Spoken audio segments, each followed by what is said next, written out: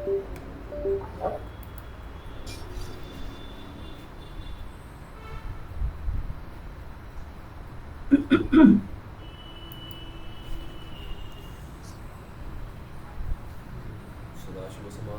शङ्कराचार्यमध्यमाम् अस्मदाचार्यपर्यन्तां वन्दे गुरुपरम्परां श्रुतिस्मृतिपुराणानामालयं करुणालयं नमामि भगवत्पादं शङ्करं लोकशङ्करं शङ्करं शङ्कराचार्यं केशवं बादरायणं सूत्रभाष्यकृतं वन्दे भगवन्तौ पुनः पुनः ईश्वरो गुरुरात्मेति मूर्तिभेदविभागिने व्योमवद्व्याप्तदेहाय दक्षिणामूर्तये नमः। चिद्गणेशाय नमो यं सुखनित्यं सुप्रकाशं व्यापकं नामरूपयोः अधिष्ठानं बुद्ध्यबोध्यं बुद्धेर्दृग्यद्विनिर्मलम् अपारं सर्ववेदान्तवेद्यं प्रत्यक्परं महः तदेवाहनमत्तोऽन्यदिति मे निश्चिता मतिः। स्वामी जी ये कौन सा पेज है जरा प्लीज बताओगे? Which is ये है पीडीएफ में 192 192 थैंक यू और प्रिंट में पुस्तक पे अंक है 89। अंक देख रहे हैं हम लोग 158 देख रहे हैं 158। मंगलाचरण स्मरण है, स्मरण था। ये सबको पूछ रहा हूँ, आपको नहीं पता जी, सबको पूछ रहा हूँ। मंगलाचरण स्मरण था, कहाँ पर है? स्मरण है क्या? नहीं, मंगलाचरण स्मरण है। क्या कर रहे थे? स्मरण है राजगोपाल जी? जी क्या देख रहे थे? स्मरण है क्या? स्मरण है, स्मरण है। अच्छा, तो यहाँ पे हम लोग ख्यातिवाद देख रहे हैं। ख्यातिवाद सब हो गया और अनिर्वचन ख्याति, अनिर्वचनीय ख्याति जो है अद्वैत का सिद्धांत, उसकी बात चल रही है। तो अगर पीछे देखें थोड़ा तो ख्यातिवाद के बाद अनिर्वचनीय ख्याति में कहा कि जो बाहर जो रज्जु की जगह सर्प दिखता है वो सर्प क्या है? अर्थ है, पदार्थ है। तो सर्प जो है वो अध्यास है, अविद्या का कार्य है। और जो सर्प का ज्ञान हो रहा है वो भी अध्यास है, अविद्या का कार्य है। तो पहले वाले जो बाहर जो सर्प वस्तु दिख रही है उसको कहेंगे अर्थाध्यास, और जो सर्प का ज्ञान हो रहा है वो तो बुद्धि में हो रहा है, अंतःकरण में हो रहा है, तो उसको कहेंगे, क्या कहेंगे? ज्ञानाध्यास। तो अर्थाध्यास और ज्ञानाध्यास जो है दोनों का निवारण होना चाहिए ज्ञान से, विद्या से। तो जब ये रज्जु का ज्ञान हो गया अधिष्ठान का, क्योंकि न्याय क्या है, सिद्धांत क्या है कि अधिष्ठान ज्ञानेन आरोपित निवृत्ति, अध्यास निवृत्ति। तो अध्यस्त जो है, जिसको भी अध्यास कहेंगे, उसकी निवृत्ति अधिष्ठान के ज्ञान से होगी। तो अधिष्ठान यहाँ पे रज्जु है नहीं, रज्जु अवच्छिन्न चैतन्य है। तो पहले कहा था रज्जु अवच्छिन्न चैतन्य जो बाहर के प्रदेश में है वहां पे तो सर्प अर्थ अध्यास हो गया। तो रज्जु के ज्ञान से, माने रज्जु उपहित चैतन्य के ज्ञान से जो अधिष्ठान है उससे बाहर के अर्थ का तो निवारण हो जाएगा सर्प का, किंतु सर्प ज्ञान की निवृत्ति कैसे होगी? क्योंकि सर्प ज्ञान के लिए अधिष्ठान तो बाह्य देश में जो रज्जु है उसका अवच्छिन्न चैतन्य तो नहीं है, रज्जु उपहित चैतन्य, रज्जु अवच्छिन्न चैतन्य तो नहीं है। तो अंतःकरण में जो सर्प ज्ञान अध्यास हुआ है, का अध्यास हुआ है, अध्यस्त है, उसकी निवृत्ति कैसे होगी? तो एक ही से होगी। तो दूसरे पक्ष में क्या बताया कि जो अधिष्ठान है सर्प का वो क्या है? वो बाह्य देश में रज्जु अवच्छिन्न चैतन्य। पहले पक्ष में भी उत्तर दे दिया था कि जो वृत्ति बाहर जाती है बाह्य देश में, जहाँ वृत्ति अवच्छिन्न चैतन्य जो सर्प ज्ञान का अधिष्ठान है, वो उसी देश में जब भी जाता है, वृत्ति जब भी जाती है, तभी तो वो अवच्छिन्न चैतन्य जो वृत्ति उपहित चैतन्य है वो एक ही प्रदेश में है जहाँ पे रज्जु उपहित चैतन्य। इसीलिए दोनों चैतन्य जब भी एक ही देश में होंगे, उपहित चैतन्य, चैतन्य तो एक ही है वस्तुतः, किंतु उपहित उपाधि से हम भेद बना रहे। तो देश में भेद था, एक अंतःकरण में था, दूसरा बाह्य प्रदेश में था। तो पहले पक्ष में क्या कहा था कि जो भी वृत्ति बाहर जा रही है, अंतःकरण बाहर जा रहा है इंद्रियों द्वारा, और जब भी रज्जु की जगह सर्पाकार वृत्ति बनी तो सर्प का भी अध्यास हो गया, अर्थ का, और सर्प का ज्ञान भी उत्पन्न हुआ था। और वैसे ही जब रज्जु का ज्ञान होगा, वहीं बाह्य प्रदेश में भी अंतःकरण ही अंतःकरण है और वहाँ वहीं पर वृत्ति बन रही है। कहाँ पे? अंतःकरण में वृत्ति बन रही है। अंतःकरण अंदर जो है वही बाहर गया है और शरीर छोड़कर नहीं गया है। जैसे प्रकाश, जब भी आप टॉर्च का प्रकाश डालते हैं तो यहाँ से वहाँ तक पूरा प्रकाश हो रहा है। इसीलिए वृत्ति जो बन रही है वो अंतःकरण में शरीर के भीतर भी बन रही है और बाहर भी बन रही है। एक ही अंतःकरण है और एक ही देश में जहाँ पर बिजली चली गई, अभी भी सुनाई दे रहा है ना? हाँ, तो भी कितनी देर जाएगी कह नहीं सकते। तो बाह्य देश में, एक ही देश में जहाँ पर उपाधियाँ भिन्न है, वहाँ पर एक ही देश अगर हो गया तो उस चैतन्य में भेद करेंगे कैसे? क्योंकि वृत्ति जो है उसी देश में है जहाँ पर रज्जु है, जहाँ सर्प दिख रहा था, और रज्जु के ज्ञान से रज्जु उपहित चैतन्य का ज्ञान हो गया और जो वृत्ति बनी, और वहाँ पे वृत्ति अवच्छिन्न चैतन्य भी वहीं पर है, उपहित चैतन्य। इसलिए दोनों एक ही प्रदेश में होकर क्या हो गया? उस ज्ञान के द्वारा अविद्या का नाश हो गया और फलव्याप्ति बनकर रज्जु प्रकाशित होकर अर्थाध्यास भी चला गया और ज्ञानाध्यास भी चला गया सर्प का। ये बतलाया था। अभी क्या कहा है उसके बाद जो पक्ष है, तो कहते अथवा कहा था, क्या कहा था? ये मिथ्या सर्पस्य तज्ज्ञानस्य च अधिष्ठानम साक्षी एव इति निरूपणम।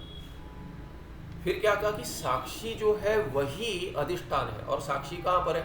साक्षी चैतन्य तो सभी जगह है, एक ही साक्षी है, किंतु उपाधि से भेद किया है। जीव साक्षी, ईश्वर साक्षी इत्यादि हमने पहले देखा था, फिर आएगा। तो अभी कहते हैं मिथ्या सर्पस्य तज्ज्ञानस्य च अधिष्ठानम साक्षी एव इति निरूपणम। उस पक्ष में क्या होगा? तो हम लोग यहाँ पे आगे चलेंगे, पर यहाँ पे थोड़ा देख लेते। मिथ्या सर्पस्य तज्ज्ञानस्य च पृथक अधिष्ठानत्व पक्षे दोषात् तयोः एकमेव अधिष्ठानम् इति इदानीं निरूप्यते। जो पहले कहा था कि मिथ्या सर्प का और तज्ञान, तत् से क्या? मिथ्या सर्प ज्ञान। तो मिथ्या सर्प अर्थ जो है और मिथ्या सर्प ज्ञान जो है, उन दोनों का जो पृथक अधिष्ठान पक्ष लिया था। जब भी भिन्न भिन्न अधिष्ठान है तभी क्या हुआ था? पूर्व पक्षी ने दोष उठाया, उसका निवारण तो कर दिया। फिर भी क्या कहते हैं, उससे अगर ऐसा दोष कोई दिखला ही नहीं पाए, ऐसा अगर पक्ष हम दिखा पाए तो श्रेष्ठ है। इसीलिए क्या कहते हैं? तयोः एकमेव, तयोः कयोः? मिथ्या सर्प जो अर्थ है और तज्ज्ञानस्य, ऐसे दोनों मिलकर मिथ्या सर्प तज्ज्ञानयोः एकमेव अधिष्ठानमिदा इति इदानीं निरूप्यते। अभी एक ही अधिष्ठान कह रहे, क्या है वो? साक्षी है। तत्र नहि बाह्य रज्जु अवच्छिन्न चैतन्यं सर्पस्य तज्ज्ञानस्य च अधिष्ठानं भवति इति शक्यते वक्तुम्। तो क्या कहते हैं? बाह्य रज्जु अवच्छिन्न चैतन्य जो है वो सर्प का, अर्थ का बाहर जो है, और उसका ज्ञान, सर्प का ज्ञान जो अंतःकरण में हो रहा है। रज्जु अवच्छिन्न चैतन्य तो बाहर है, उसे तो हम अंतःकरण में नहीं ला सकते। तो अधिष्ठान को क्या बनाएंगे? जो एक ही अधिष्ठान हो दोनों का, सर्प अर्थ का भी और सर्प ज्ञान का भी। तो कहते हैं कि बाह्य जो रज्जु है उसको तो, उस बाह्य रज्जु अवच्छिन्न चैतन्य बाह्य है, रज्जु बाहर है, तो उसको तो सर्प अर्थ का अधिष्ठान बना सकेंगे हम, किंतु अंतःकरण के अंदर जो है तज्ज्ञान जो है सर्प का ज्ञान, उसका अधिष्ठान तो न वक्तुम शक्यते इति वक्तुम न शक्यते। ऐसा तो नहीं कह सकते कि रज्जु अवच्छिन्न चैतन्य भीतर है, ये नहीं कह सकते, क्योंकि रज्जु जो विशेषण दे दिया रज्जु उपहित चैतन्य करके, रज्जु की उपाधि दे दी, रज्जु तो बाहर है, इसीलिए जो रज्जु अर्थ बाहर है उसको तो अंतःकरण में नहीं ला सकते, इसीलिए किसको अधिष्ठान बनाएंगे। ऐसा अगर प्रश्न उठाए तो कहते हैं कि हम बाह्य रज्जु को नहीं बनाएंगे अधिष्ठान, बाह्य रज्जु अवच्छिन्न चैतन्य को हम अधिष्ठान नहीं बनाएंगे ज्ञान का। यावन्ति ज्ञानानि जायन्ते तानि सर्वाणि अपि प्रमातारं साक्षिणं वा आश्रित्य जायन्ते इति नियमः। नियम क्या है कि जो भी ज्ञान उत्पन्न होता है, यावन्ति ज्ञानानि, जितने भी ज्ञान उत्पन्न होते हैं, रज्जु ज्ञान हो, यथार्थ ज्ञान या सर्प ज्ञान हो, ब्रह्म ज्ञान, अयथार्थ ज्ञान, वो कहते हैं तानि सर्वाणि अपि प्रमातारं साक्षिणं वा आश्रित्य जायन्ते इति नियमः। वो ज्ञान कैसे उत्पन्न होगा, या तो उस ज्ञान का आधार प्रमाता होगा या साक्षी होगा।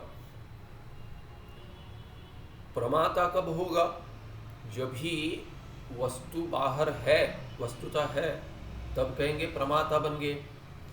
और जो अविद्या से हो रहा है या अंतःकरण में ही विषय है, अंतःकरण में विषय है, तभी क्या कहेंगे, जैसे सुख दुख इत्यादि। सुख दुख तो बाहर नहीं है, तो सुख जो अंतःकरण में उत्पन्न हो रहा है, जो जब भी वह विषय बनेगा तभी प्रमाता भी अंतःकरण में होगा, और प्रमाता उसी अंतःकरण के अंतर्गत जो सुख है उसको विषय बनाएगा, ऐसा नहीं कह सकते। इसी तभी क्या हम कहते हैं, तभी हम कहते हैं कि वो सुख दुख जो है वो और अविद्या का जो कार्य है उसके लिए साक्षी आधार है, साक्षी उसको प्रकाशित करता है और साक्षी द्वारा हम जानते हैं। इसका अर्थ ये नहीं कि अंतःकरण की वृत्ति नहीं होगी, अंतःकरण की वृत्ति होगी, किंतु उसको प्रमाता नहीं कहेंगे हम। अंतःकरण में जो ज्ञान का जो ज्ञाता है उसको प्रमाता नहीं कहेंगे, साक्षी कहेंगे। इसीलिए कहते यावन्ति ज्ञानानि जायन्ते तानि सर्वाणि अपि प्रमातारम, या तो प्रमातृ या साक्षी, प्रमातारम साक्षिणम व आश्रित्य, उसका आश्रय लेकर ही उन सभी ज्ञानों की उत्पत्ति होती है, जन्म होता है। इति नियमः। क्यों? क्योंकि चैतन्य तो क्या है कि चैतन्य के बिना तो विषय नहीं जान सकते। जैसे प्रकाश के बिना विषय नहीं दिखेगा, और ये प्रकाश कौन दे रहा है, ये प्रकाश दे रहा है चैतन्य। तो ये चैतन्य जब भी प्रतिबिंबित होकर प्रमाता के द्वारा प्रकाश डाल रहा है, तभी हम कहेंगे कि आश्रय बन गया प्रमाता। और जब भी साक्षी बिना अंतःकरण के उपाधि जो प्रकाशित कर रहा है वृत्ति को, तभी कहेंगे, और उसके द्वारा विषय दिख रहा है, विषय प्रत्यक्ष हो रहा है, तभी क्या कहेंगे, साक्षी आश्रय है। तो अभी ये नियम हो गया, इसीलिए कहते हैं तस्मात् बाह्य रज्जोच्छिन्न चैतन्यम न सर्पज्ञानस्य आश्रयो भवितुम अर्हति। तो बाह्य रज्जोच्छिन्न चैतन्य जो है वो तो आश्रय नहीं बनेगा, या तो प्रमाता बनेगा या तो साक्षी बनेगा। और बाह्य रज्जोच्छिन्न चैतन्य तो न तो प्रमाता है और ना ही वो साक्षी है। सर्पस्य तद्विषयक भ्रम रूप ज्ञानस्य च अधिष्ठानम अंतःकरणोपहित साक्षी चैतन्यमित्यभ्युपगमे शरीरस्य अंतः एव अंतःकरण प्रदेशे सर्पोपलब्धि अभ्युपगंतव्या स्यात्, न तो बाह्य रज्जु देशे। तो इस पर आक्षेप क्या हो सकता है? चलिए, अगर आप सर्प और तद विषयक भ्रम रूप ज्ञान, माने सर्प जो अर्थाध्यास है, और सर्प का तद विषय का माने सर्प विषय जिसमें है, तद विषय का माने सह सर्प, तत् से पुल्लिंग में सर्प पुल्लिंग है, तो ये बहुरी है, विषयक बहुरी अंत क प्रत्यय दिख रहा है, कप प्रत्यय, तो कह रहे तद विषयक क्या है, भ्रम रूप ज्ञान। तो जो ज्ञान क्या है, यथार्थ ज्ञान नहीं है, अयथार्थ है, क्योंकि रज्जु की जगह सर्प देख रहे हैं, तो उसको क्या कहेंगे, भ्रम कहेंगे। तो ये भी ज्ञान है, भ्रम भी ज्ञान ही है, यथार्थ नहीं है, अयथार्थ है, किंतु ज्ञान ही है वो भी। इसीलिए कहते हैं भ्रम रूप ज्ञान। जो भ्रम रूप ज्ञान है उसको क्या विशेषण जोड़ दिया? तद विषयक भ्रम रूप ज्ञान। तद विषयक है माने इस ज्ञान का विषय क्या है? सह सर्पः विषयः यस्य भ्रम रूप ज्ञानस्य तद भ्रम रूप ज्ञानम तद विषयकम। तद विषयकम और कर्मधारय बनाएंगे तो कहेंगे तद विषयक भ्रम रूप ज्ञानम तस्य तद विषयक भ्रम रूप ज्ञानस्य सर्पस्य तद विषयक भ्रम रूप ज्ञानस्य च। तो सर्प जो है अर्थाध्यास और सर्प विषय है जिस ज्ञान का, माने सर्प ज्ञानाध्यास। तो दोनों का क्या करें? च अधिष्ठानम अंतःकरण उपहित साक्षी चैतन्य इति अभ्युपगमे शरीरस्य अंतः एव अंतःकरण प्रदेशे सर्पोपलब्धि अभ्युपगंतव्या स्यात् न तो बाह्य रज्जु देशे। तो पहले क्या कहा? अभी कह रहे अधिष्ठान किसको बनाएंगे? सिद्धांति क्या कह रहा है कि एक ही अधिष्ठान बनाएंगे हम, क्योंकि पहले भिन्न भिन्न अधिष्ठान में पूर्व पक्षी ने कोई दोष दिखलाया था, तो उस दोष का निवारण कर सकते। कोई प्रश्न है क्या प्रेमा? कोई प्रश्न था? नहीं ना? अच्छा ठीक। ये मुझे लगा कि आप हाथ उठा रही है। नहीं अच्छा सॉरी। नहीं ठीक, कोई नहीं, ठीक। मुझे लगा कि कुछ पूछना चाहती हूँ। तो जब भी बाह्य देश और अंतर्देश में जो अधिष्ठान है वो अर्थ का और ज्ञान का, अर्थाध्यास और ज्ञानाधिष्ठान का, अर्थाध्यास और ज्ञानाध्यास का अधिष्ठान भिन्न भिन्न जो बन रहा है बाह्य और अंतर्देश में, तभी पूर्व पक्ष में दोष दिखाया। तो अभी कह रहे हैं कि इससे अच्छा पक्ष अगर हम बना सकते तो बनाएंगे। तो उसके लिए कुछ विचार कर रहे हैं कि कौन सा अधिष्ठान बनाएंगे। बाहर जो रज्जु उपहित चैतन्य उसको तो नहीं बना सकते। क्यों? क्योंकि ज्ञान अध्यास भीतर हो रहा है। तो कहते तो ठीक है, तो अंदर जो ज्ञान अध्यास हो रहा है उसका अधिष्ठान जो है प्रमात्र चैतन्य जो है, माने अंतःकरण उपहित साक्षी चैतन्य जो है, उसको अगर लेंगे तो क्या होगा? वो तो अंतर्देश में है, भीतर है। तो बाहर के रज्जु के लिए, रज्जु नहीं सर्प के लिए, बाहर जो रज्जु प्रदेश में जो सर्प अर्थ का अध्यास हो रहा है उसके लिए अधिष्ठान कैसे बनेगा? वो नहीं बनेगा। इसीलिए ये सोचकर क्या कहते हैं कि अगर हम ऐसा मान ले कि रज्जु उपहित चैतन्य जो बाहर है उसको अधिष्ठान न मानते हुए दोनों के लिए क्या किसको अधिष्ठान मानेंगे? अंतःकरण उपहित साक्षी चैतन्यम अधिष्ठानम, दोनों का, अर्थाध्यास का और ज्ञानाध्यास का अगर हम मान ले इति अभ्युपगमे, ऐसा माने तो अभ्युपगमे सती सती सप्तमी क्या होगा? शरीर से अंत एव अंतःकरण प्रदेशे, शरीर के भीतर जो अंतःकरण का प्रदेश है उसमें क्या हो जाएगा? अधिकरण सप्तमी सर्पोपलब्धिर अभ्युपगंतव्या स्यात्। तो क्या होगा? सर्प उस देश में ही, अंतःकरण प्रदेश में सर्प की उपलब्धि आपको माननी पड़ेगी। ऐसा पूर्व पक्ष का विचार करते हैं, न तो बाह्य रज्जु देश है, क्योंकि अर्थाध्यास तो बाहर होना चाहिए। तो सर्प की उपलब्धि, अर्थ की उपलब्धि कहाँ होनी चाहिए? ज्ञान तो भीतर उत्पन्न हो रहा है, ठीक है, सर्प का ज्ञान, पर सर्प कहाँ दिख रहा है? क्या विषय है उसका?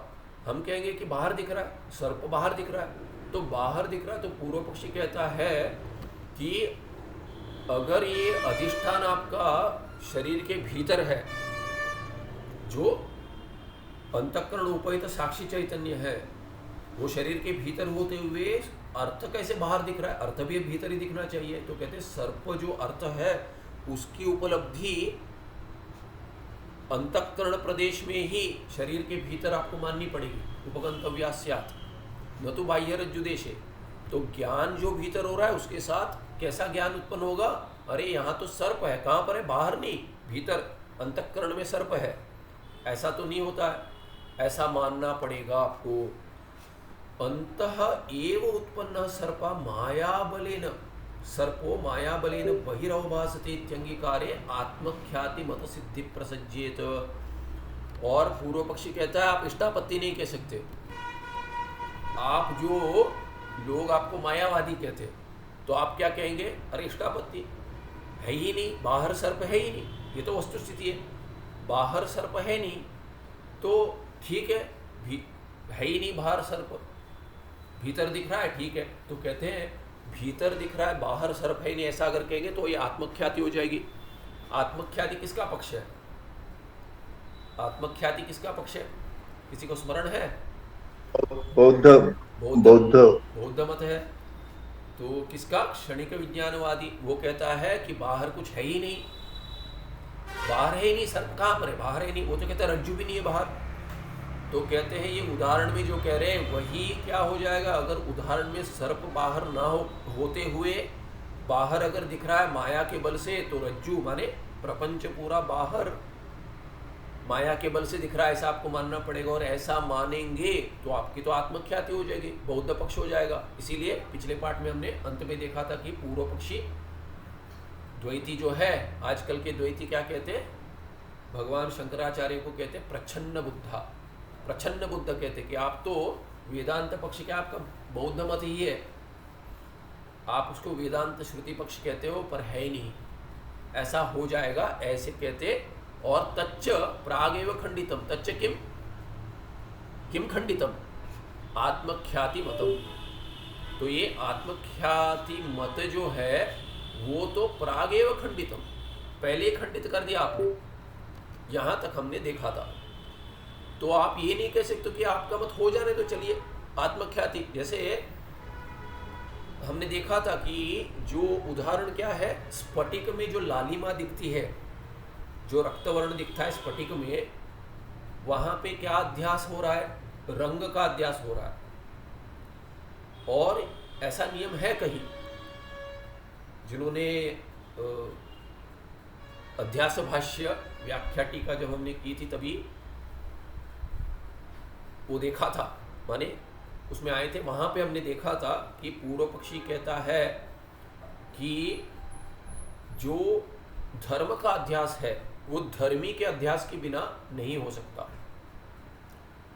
तो उसमें सिद्धांति उदाहरण देता है ऐसा कहीं नियम है नहीं। उसके लिए स्फटिक में जो रक्त वर्ण जो जपा कुसुम का जो फूल का हो रहा है, पुष्प का रंग अध्यस्त है स्फटिक में। कहीं हम ऐसा कहते हैं कि ये जैसे रज्जु की जगह हम सर्प देखते हैं, पर कभी स्फटिक की जगह हम पुष्प देखते हैं क्या? नहीं, स्फटिक ही दिखता है, पर उसमें केवल धर्म का अध्यास होता है, रक्त वर्ण दिखता है। तो धर्म अध्यास के बिना धर्मी अध्यास के बिना धर्म अध्यास संभव है। धर्म जो है गुण है, धर्म माने जो रक्त वर्ण जो है, लाल रंग जो है, वो लालिमा स्फटिक में जो पुष्प की थी, पुष्प समीप में है, उसकी लालिमा उस पर अध्यस्त हो गई, धर्म का अध्यास हो गया, किंतु धर्मी का अध्यास नहीं हुआ। हम स्फटिक को तो पुष्प नहीं समझ रहे, ऐसा तो भ्रम नहीं हो रहा। तो इसीलिए क्या है कि आप उस पक्ष में क्या कहते हो? अगर आपको अगर वहां पे उस समय हमने देखा था कि जहां अनिर्वचनीय ख्याति के बिना आप नहीं समझा सकते। अनिर्वचनीय ख्याति में क्या कहते हैं कि सर्प बाह्य देश में उत्पन्न हुआ है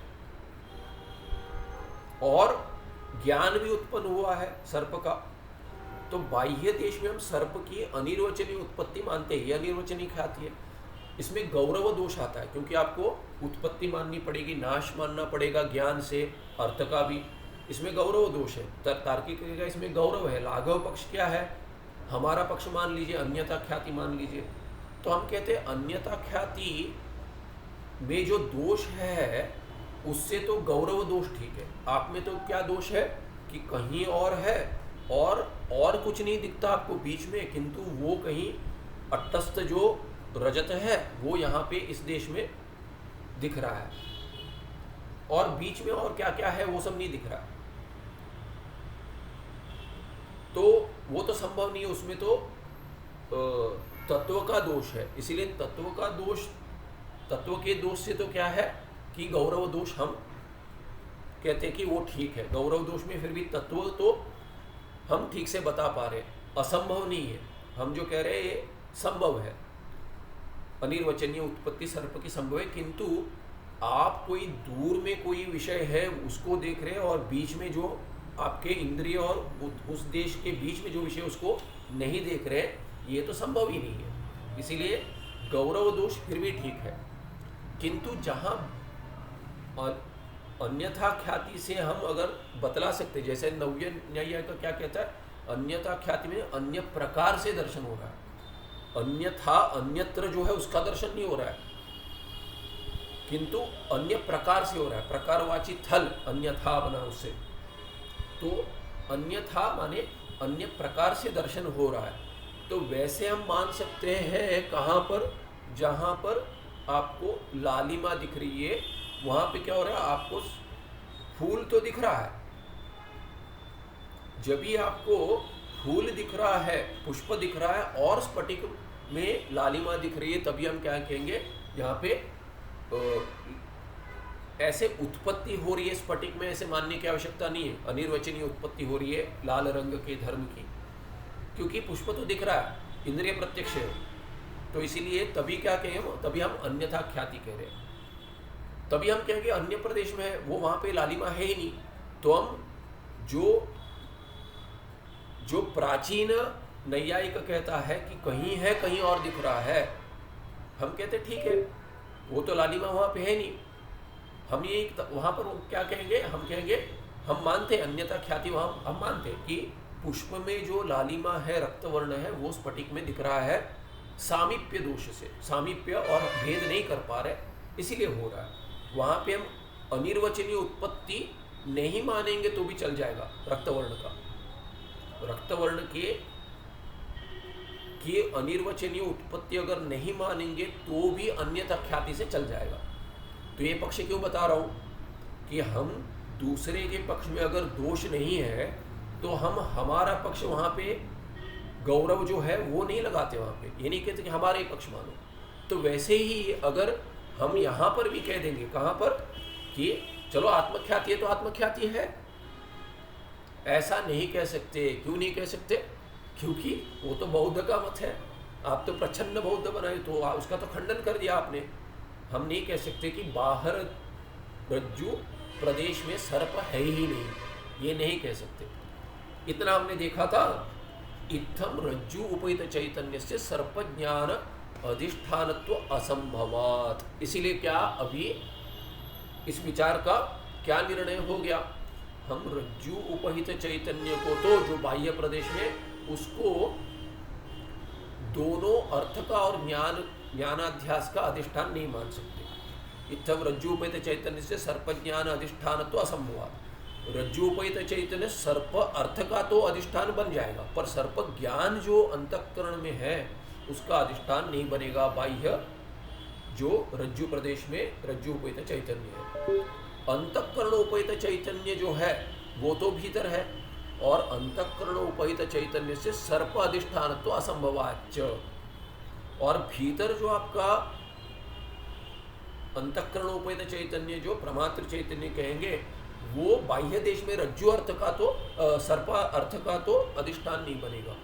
सर्प ज्ञान अध्यास जो है उसका तो अधिष्ठान बन जाएगा, पर बाह्य प्रदेश में अर्थ का अधिष्ठान नहीं बनेगा।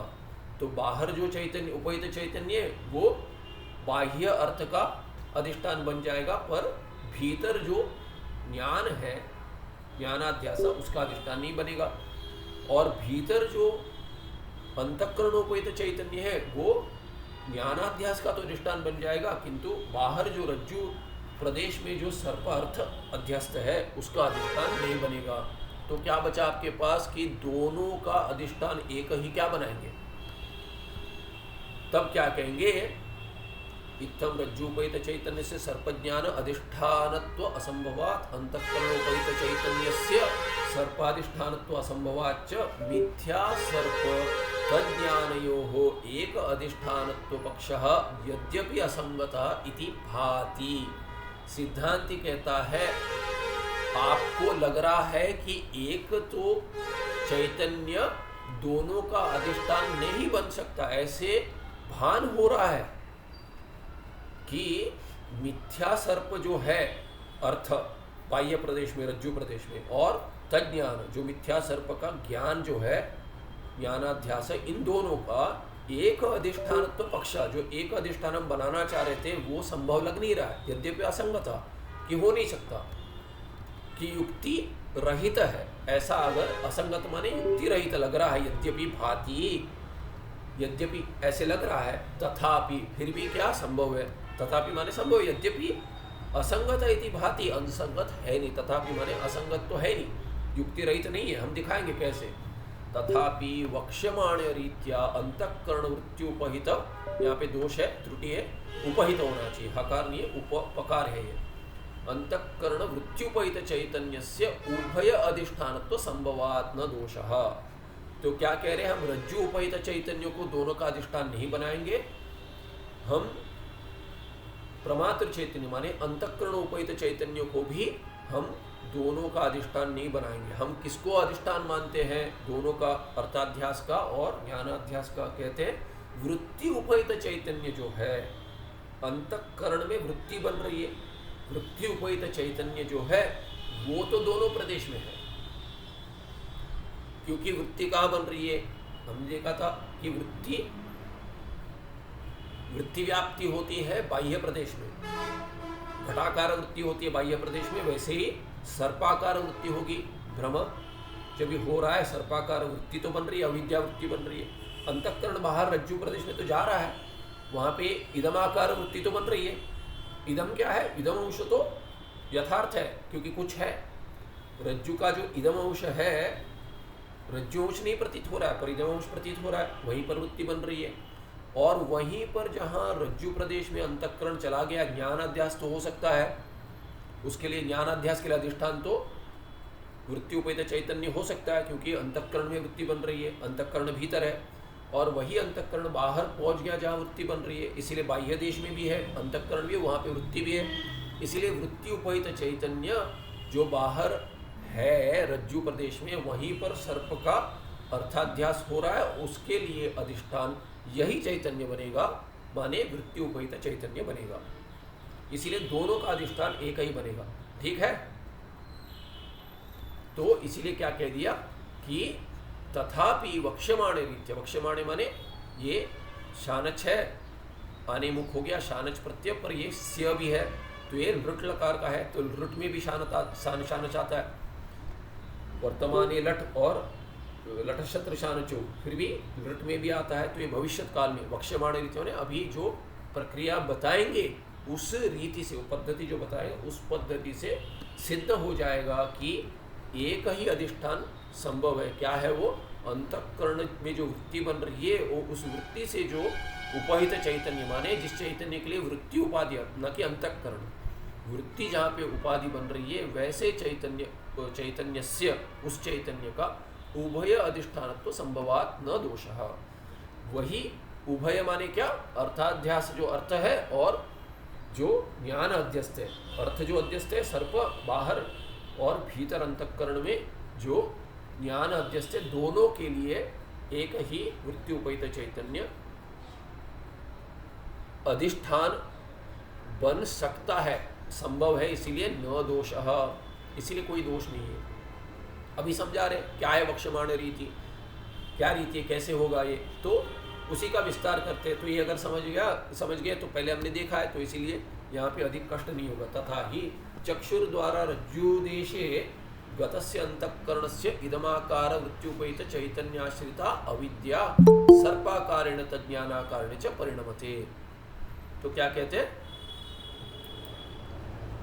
ये, अच्छा, तो क्या कहते हैं कि तथा ही, तो इसका विस्तार कर रहे हैं कि कैसे होगा ये, चक्षुर द्वारा, चक्षु के द्वारा रज्जुदेशम गतस्य अंतःकरणस्य, जो अंतःकरण रज्जु प्रदेश में चला गया है इंद्रिय द्वारा, इदमाकार वृत्त्युपहित चैतन्य आश्रिता अविद्या, अविद्या क्या है, इदमाकार, वहाँ पे इदमाकार वृत्ति बन गई, अंतःकरण की वृत्ति क्या बन गई, इदमाकार, इदम माने कुछ है, रज्जु का जो इदम अंश है कि यहाँ कुछ है, रज्जु है पता नहीं पर कुछ है, क्योंकि प्रकाश पर्याप्त नहीं है रज्जु देखने के लिए, किंतु इतना है प्रकाश कि हम देख सकते कि कुछ है, इसीलिए वो इदमाकार वृत्ति बन गई, वो उपाधि बन गया, और उसके लिए चैतन्य क्या है? उपहित चैतन्य जो है, इदमाकार वृत्ति उपहित चैतन्य जो है वो आश्रय बन गया।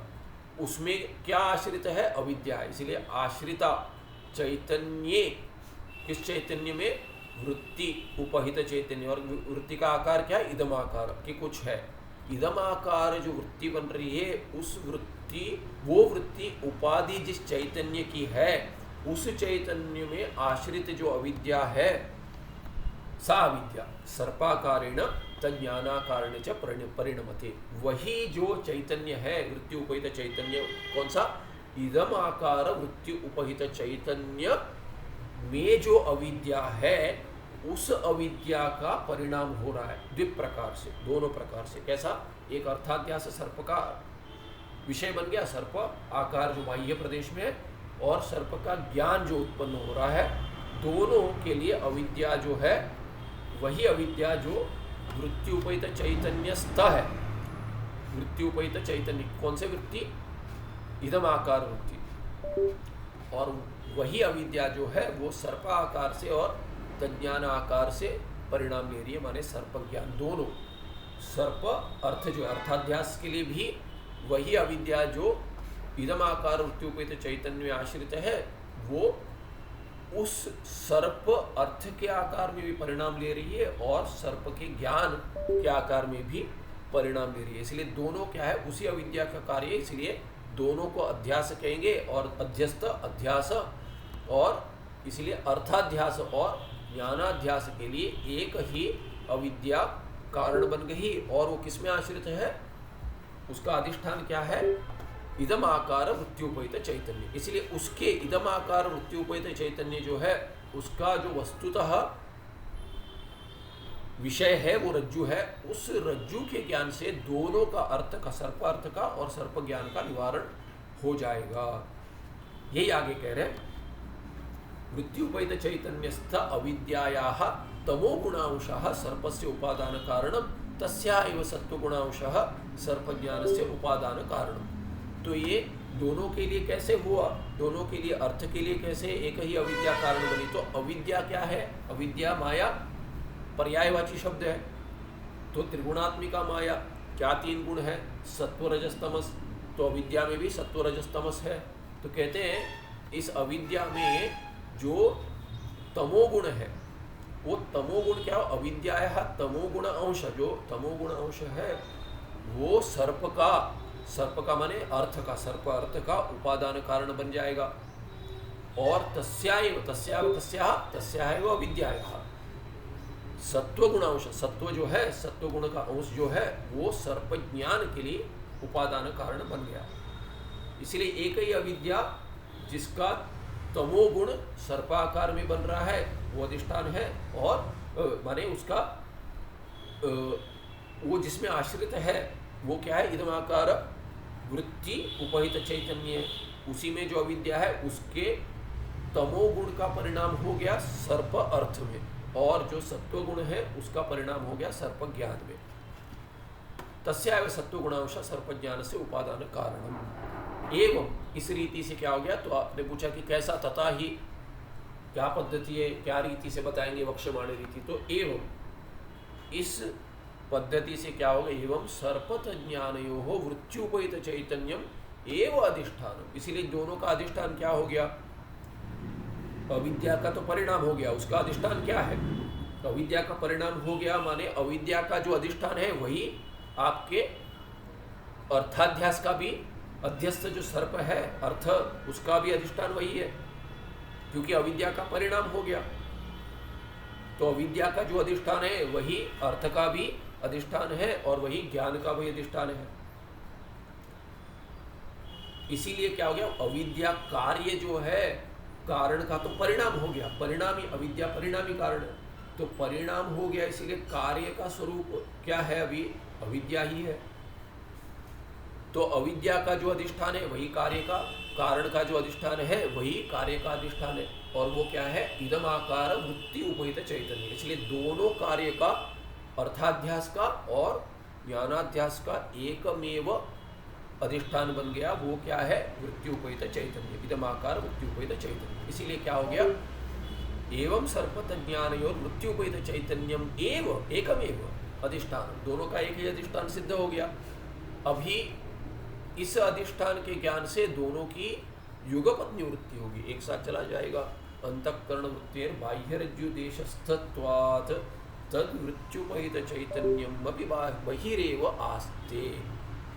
तो अंतःकरण वृत्ति जो बाह्य रज्जु देशस्थ है, इस कारण से क्या होगा, अंतःकरण वृत्ति तो बाहर भी बन रही है, अंतःकरण भीतर है जो बाहर तक चला गया, इसलिए अंदर बाहर एक ही अंतःकरण है जिसमें वृत्ति हो गई, और वृत्ति रज्जु देश में भी है और भीतर भी है, इसीलिए कि उसका आकार जो बन रहा है रज्जु देशस्थत्वात् तद्वृत्त्युपहित चैतन्यम अपि बहिरेवास्ते।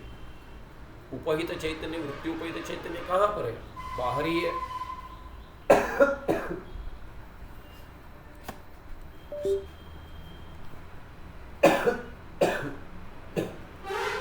क्षमा कीजिए। तो जो रज्जु प्रदेश में अंतःकरण की वृत्ति बन रही है, जिस रज्जु प्रदेश में, वहाँ पर जो सर्प अध्यस्त है वहाँ अधिष्ठान वृत्त्युपहित चैतन्य बाहर होने से अधिष्ठान बन जाएगा। अतः तदेव सर्प से आश्रय, वही सर्प का आश्रय, आश्रय माने अधिष्ठान, अधिकरण अधिष्ठान। तो अंतःकरण से स्वरूपम यावत तावत देव साक्षी स्वरूपम। अभी क्या कहते हैं, अंतःकरण का स्वरूप यावत, जहाँ जहाँ अंतःकरण है वो अंतःकरण बिना साक्षी के रह सकता है क्या, नहीं रह सकता। चैतन्य तो जड़ को भी जैसे जीवित कर लेता है, इसीलिए अंतःकरण में जो वृत्ति बन रही है वो तो जड़ है, उसको प्रकाश देने वाला तो साक्षी चैतन्य ही है। इसीलिए जो वृत्ति में प्रकाश हो रहा है, प्रतिबिंबित जो हो रहा है, सर्प का आकार और सर्प अर्थ दोनों के लिए अधिष्ठान एक ही है, और वहीं पर ही साक्षी चैतन्य है। अंतःकरण का वृत्ति उपहित चैतन्य कौन है, साक्षी है। क्योंकि क्या भेद है प्रमाता और साक्षी में, अंतःकरण जिसके लिए उपाधि है वो साक्षी है, अंतःकरण जिसके लिए विशेषण है वो क्या है, वो प्रमाता है। तो यहाँ पे उपाधि के रूप से अंतःकरण देख रहे हैं, और अंतःकरण में वृत्ति बन रही है वो भी उपाधि है। तो उसमें जो अधिष्ठान भूत चैतन्य वो क्या है, साक्षी चैतन्य। तो साक्षी स्वरूपम अपि, जहाँ पे अंतःकरण का स्वरूप है वहाँ पर क्या है कि साक्षी स्वरूप भी है। वहाँ पे शरीर अंतस्थ अंतःकरण में वृत्ति रूपेण परिणतम, और बाहर रज्जु प्रदेश में सर्पाकार में क्या वृत्ति, किसकी वृत्ति बन रही है, उसी की बन रही है। जो भीतर था अंतःकरण वही बाहर गया है। इसीलिए क्या कहते हैं कि शरीर अंतस्थ, शरीर के भीतर जो अंतःकरण था, भीतर स्थित जो अंतःकरण था वही वृत्ति रूप में परिणाम ले रहा है। कहाँ ले रहा है, बाह्य प्रदेश में ले रहा है। तो तस्मात् वृत्त्युपहित चैतन्यम साक्षी भवति। तो ये बाहर जो है वृत्ति जो बनी है, वो वृत्ति जिस चैतन्य के लिए उपाधि बनी वही साक्षी है। कहाँ पर है वो साक्षी, भीतर भी है बाहर भी है। अतः तदेव सर्प ज्ञान से आश्रय, और ये क्या है, यही जो सर्प का आश्रय था अर्थ का, वही सर्प ज्ञान का ही आश्रय है। बाहर भी है भीतर भी है, इसलिए दोनों अर्थ का और ज्ञान का अधिष्ठान जो है वही साक्षी चैतन्य है। रज्जु प्रत्यक्ष काले रज्जु उपहित चैतन्य वृत्ति उपहित चैतन्य हो एक ही भावात। अभी क्या हो रहा है, रज्जु जो प्रत्यक्ष हो गया, किसी ने कहा कि अरे ये सर्प कहाँ है यार, ये तो रज्जु है, नहीं समझ आ रहा है उसको, तो प्रकाश डाल दिया, प्रौढ़ प्रकाश जी भी डाल दिया, तभी क्या है कि जिसको भ्रांति हो रही है वो क्या कहेगा, अरे ये तो सर्प है, नहीं। सर्प था कहेगा, नहीं, वो कहेगा ये तो रज्जु है। तो सर्पः नास्ति, न था, न होगा, न अभी है, तीनों काल में जिसका बाद हो गया उसके लिए ज्ञान क्या है, ज्ञान तो ये है कि ये तो रज्जु है। तो रज्जु प्रत्यक्ष काल में क्या होगा, ज्ञान काल में रज्जु प्रत्यक्ष काले रज्जु उपहित चैतन्य वृत्ति उपहित चैतन्य हो एक ही भावात। रज्जु उपहित चैतन्य जो है उसमें जो अध्यस्त सर्प था अर्थ, उसका तो निवारण हो जाएगा।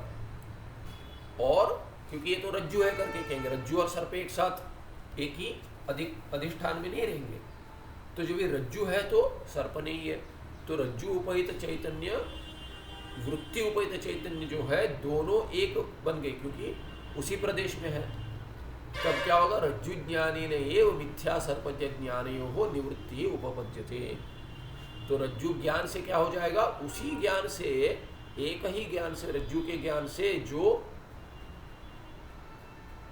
उस रज्जु प्रदेश में है वृत्ति उपहित चैतन्य है, उसी के ज्ञान से क्या हो जाएगा, रज्जु के ज्ञान से मिथ्या सर्प और मिथ्या सर्प तत् से मिथ्या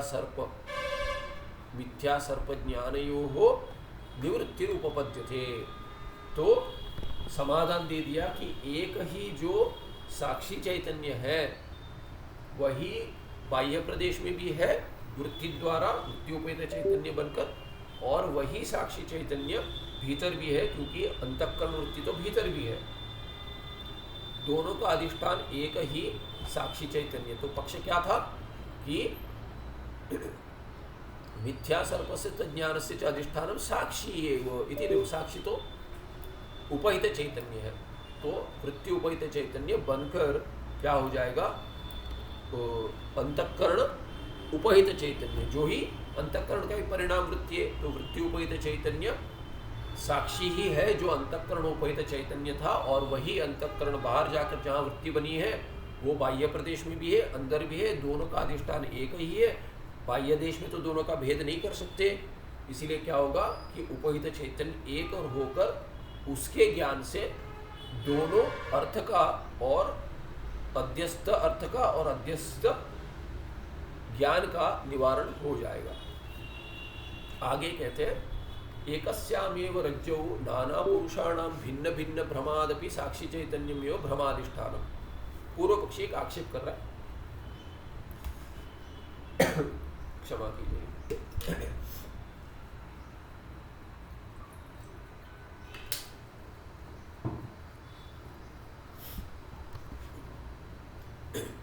तो आगे पूर्व पक्षी आक्षेप कर रहा है, कहता है चलिए ठीक है, मान लेते कि एक ही अधिष्ठान से अर्थ जो अध्यस्त है और ज्ञान जो अध्यस्त है उन दोनों की निवृत्ति हो जाएगी। अभी एक व्यक्ति जो जिसको भ्रम हो रहा है उसको तो सर्प भ्रम का और सर्प ज्ञान जो भ्रम है दोनों का, उसके लिए तो निवारण हो जाएगा, जैसे आपने पद्धति समझाई, जो प्रक्रिया समझाई। अभी प्रश्न ये करते हैं कि एक व्यक्ति को भ्रम नहीं हो रहा, क्या हो रहा है, जगह तो एक ही है, रज्जु भी एक ही है, प्रकाश भी उतना ही है। तो अभी कितनी भी आपकी अच्छी दृष्टि हो, किंतु अगर प्रकाश कम है तो दिखेगा नहीं। तो कोई कहेगा अरे सर्प है, दूसरा कहेगा कि नहीं भूचित्र है, कि भूमि कटी हुई है उसको भूचित्र कहेगा। तीसरा कहेगा अरे दंड पड़ा हुआ है, सीधा दिख रहा है, दंड है। कोई कहेगा कि माला पड़ी हुई है, कोई कहेगा जलधारा है, पानी बह रहा है। तो यदि रज्जु प्रत्यक्ष नहीं हो रहा है 4-5 भिन्न भिन्न लोगों को, तो भिन्न भिन्न भ्रम हो रहा है। तो अभी नाना पुरुष जो नाना भ्रम, जिनको नाना भ्रम हो रहा है, उनके लिए क्या उपाय है कि एकस्यामेव रज्जु, एक ही रज्जु में, स्त्रीलिंग है इसलिए एकस्यामेव रज्जु स्त्रीलिंग है, मतिवत इसके रूप है, न मति नहीं, उकार ह्रस्व है, तो इसमें दोनों दो रूप आएंगे, सप्तमी रज्जु करके भी आएगा, रज्ज्वाम करके भी आएगा। वधु के भी रूप बनेंगे और मधु नहीं, क्या किसके रूप बनेंगे, गुरु का जो रूप है पुल्लिंग में और वधु जो स्त्रीलिंग का रूप है, दोनों बनेंगे। घी संज्ञा भी बनेगी, नदी संज्ञा भी बनेगी। तो इसीलिए क्या है कि दो रूप बनेंगे, चतुर्थी पंचमी षष्ठी और सप्तमी में एक वचन में दो रूप बनेंगे। जैसे मति में बनते हैं वैसे ही रज्जु में बनेंगे। तो रज्जौ या रज्ज्वाम, एकस्यामेव रज्ज्वाम एकस्यामेव रज्जौ नाना पुरुषाणां भिन्न भिन्न भ्रमादपि साक्षी चैतन्यमेव भ्रमाधिष्ठान। तो कहते हैं एक ही साक्षी है आपका, तो साक्षी एक है तो क्या होगा जब भी भिन्न भिन्न पुरुषों को भिन्न भिन्न भ्रम हो रहा है। एक ही रज्जु ज्ञान से सभी, एक ही रज्जु के ज्ञान से एक व्यक्ति का तो भ्रम चला गया, बाकियों का भ्रम भी जाएगा क्या? साक्षी जब भी साक्षी चैतन्य उपाधि बनेगा तो देखिए इस पक्ष में हो जाएगा। जब भी कहा था हमने रज्जु उपहित चैतन्य है, एक ही है जो दोनों के लिए अधिष्ठान बन रहा है, तो तब क्या कहा था कि रज्जु के प्रत्यक्ष होने से रज्जु उपहित चैतन्य अर्थ भी हटा देगा अध्यस्त और ज्ञान भी हटा देगा जो अध्यस्त है। अगर वैसा होगा तो क्या होगा, भिन्न भिन्न पुरुषों को एक ही रज्जु, अगर रज्जु उपहित चैतन्य अगर अधिष्ठान है तो सबके लिए तो अधिष्ठान एक ही है। साक्षी को तो भिन्न भिन्न मानते हैं उपाधि से, पर रज्जु तो एक ही है, सबके लिए रज्जु एक ही है। इसीलिए रज्जु प्रदेश में जो सर्प उत्पत्ति आप अनिर्वचनीय कह रहे हैं उसका निवारण अगर रज्जु के ज्ञान से हो गया तो उपहित चैतन्य, रज्जु उपहित चैतन्य सर्प हटा देगा। अगर वो सर्प हटा दे रहा तो सबके लिए हटना चाहिए, तो सबका भ्रम निवृत्त होना चाहिए। सर्प निवृत्ति नहीं होगी, केवल भूचित्र दिख रहा है उसकी भी निवृत्ति होनी चाहिए, दंड दिख रहा है उसकी भी निवृत्ति होनी चाहिए, पर ऐसा नहीं होता। एक का भ्रम निवृत्त हो गया, सबका निवृत्त नहीं होता, तो उसमें कैसे समझाएंगे? उसमें कहेंगे कि रज्जु उपहित चैतन्य तो ठीक है, पर क्या है कि वो बाह्य देश में है, वो भी ठीक है, पर ज्ञान भी अध्यस्त है, उसमें अंतःकरण की वृत्ति भी बन रही है वहां पे, तो वहां पे ज्ञान का अध्यास हो रहा है, वो नहीं जा रहा है, तो ये दोषग्रस्त हो सकता है, पूर्व पक्षी ने दिखाया था। तो अभी जो पक्ष दे रहे एक ही अधिष्ठान है किंतु साक्षी चैतन्य है, साक्षी तो उपाधि भेद से भिन्न भिन्न हो जाएगा। इसीलिए अधिष्ठान ज्ञान अगर एक साक्षी को हो गया, माने एक व्यक्ति को साक्षी जो वृत्ति उपहित चैतन्य है उसको ज्ञान हो गया, तो वृत्ति उपहित चैतन्य जिसको दंड दिख रहा है या भूचित्र दिख रहा है उनका तो उपहित चैतन्य जो है उपाधि भिन्नता से चैतन्य भी भेद होगा, अधिष्ठान में भेद होगा। इसीलिए उनको तो उस अधिष्ठान का ज्ञान नहीं हुआ है क्योंकि वृत्ति नहीं बनी है। अगर उनको रज्जु वृत्ति नहीं बनी है तो रज्जु वृत्ति उपहित चैतन्य नहीं बना है, रज्जु की वृत्ति नहीं बन रही है, और वृत्ति का अंतःकरण नहीं बन रही है, अंतःकरण तो भिन्न भिन्न है, इसीलिए वृत्तियां भी भिन्न भिन्न है। इसीलिए जिसको सर्प की वृत्ति बन रही है, जिसको भूचित्र की वृत्ति बन रही है, जिसको दंड की वृत्ति बन रही है, माला की वृत्ति, ये सब अंतःकरण वृत्तियां भिन्न है, उपहित चैतन्य भी भिन्न है। इसीलिए सबके लिए दोनों का अधिष्ठान एक ही है, किंतु अधिष्ठान व्यक्ति भेद से, अंतःकरण भेद से, वृत्ति भेद से भिन्न भिन्न है। इसीलिए एक को अगर अपने अंतःकरण में जो अपने भ्रम विषय सर्प के उपहित, सर्प आकार वृत्ति उपहित चैतन्य ज्ञान से उसका भ्रम हट गया, इसका अर्थ ये नहीं कि दूसरों का भी हट जाएगा। तो इसमें तो समझा सकते हैं। तो क्या कहते हैं, भिन्न भिन्न एकस्यामेव रज्जो नाना पुरुषाणां भिन्न भिन्न भ्रमादपि, भिन्न भिन्न जिसको भ्रम हो रहा है, भिन्न भिन्न पुरुषों को एक ही रज्जु में हो रहा है, किंतु अधिष्ठान क्या है, इसके लिए भ्रम के लिए भिन्न भिन्न व्यक्तियों के लिए भिन्न भिन्न वृत्ति उपहित चैतन्य है। साक्षी चैतन्य में भ्रमाधिष्ठान, एक ही साक्षी करके सोच रहे हैं, पर साक्षी का तो उपाधि से भेद हो जाएगा। इसलिए अंतःकरण उपहित चैतन्य जो साक्षी है वो भिन्न भिन्न है उपाधि को लेकर, इसलिए वृत्ति उपहित चैतन्य भी भिन्न भिन्न है, भिन्न भिन्न वृत्तियां बन रही है, भिन्न भिन्न अंतःकरण में बन रही है, भिन्न भिन्न उपाधियां हैं, इसीलिए एक ही चैतन्यम साक्षी कहलाता है, किंतु जीव साक्षी में भेद हो गया, इसीलिए अधिष्ठान भिन्न भिन्न बन रहे हैं भिन्न भिन्न व्यक्ति के लिए। किंतु किसी व्यक्ति, किसी भ्रमित व्यक्ति को ले लेंगे तो भी उसके अर्थ, जो अर्थ प्रकाशित हो रहा है, जिसका भ्रम हो रहा है, सर्प और सर्प ज्ञान का अधिष्ठान एक ही साक्षी चैतन्य है। दंड अर्थ और दंड ज्ञान जो अध्यस्त है, दोनों के लिए अधिष्ठान एक ही है। भूछिद्र जो अर्थ है और भूछिद्र ज्ञान है, उसका अधिष्ठान भी एक है, पर तीनों अधिष्ठान में भेद है उपाधि को लेकर। इसीलिए क्या कहते हैं, किंच एकस्यामेव रज्ज्वाम नाना पुरुषाणाम भिन्न भिन्नाः भ्रमाः भवन्ति। सब बहुत सारे भ्रमित जो लोग हैं उनको क्या है, एक ही रज्जु में जो नाना पुरुष है, भिन्न भिन्न व्यक्ति हैं, उनको भिन्न भिन्न भ्रम संभव है। जैसे क्या, यथा कस्यचित् सर्प इति, अन्यस्य दंड इति, अपरस्य माला इति, एकस्य भूछिद्रम इति, इतरस्य तैलधारा इति। तो भिन्न भिन्न भ्रम हो रहे, एक को वही रज्जु, एक ही रज्जु में एक को दिख रहा है सर्प, दूसरे को दंड दिख रहा है, तीसरे को माला दिख रहे, चौथे को भूछिद्र दिख रहा है, पांचवे को तैलधारा या जलधारा दिख रही है, तेल बह रहा है या जल बह रहा है, ऐसा दिख रहा है। सभी भ्रमित है, सबको भ्रम हो रहा है, पांचों को। तो कहते अभी एकस्यामेव रज्ज्वाम नाना पुरुषाणाम भिन्न भिन्ना भ्रमाः भवन्ति।